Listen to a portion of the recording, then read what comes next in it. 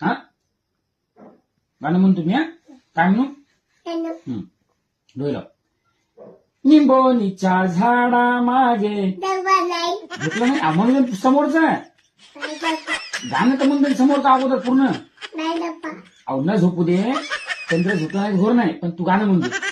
निंबोनीच्या झाडा मागे चंद्र झोपला ग बाई, आज माझ्या पाडसाला झोप का ग येत नाही. निंबोनीच्या झाडा मागे चंद्र झोपला ग बाई.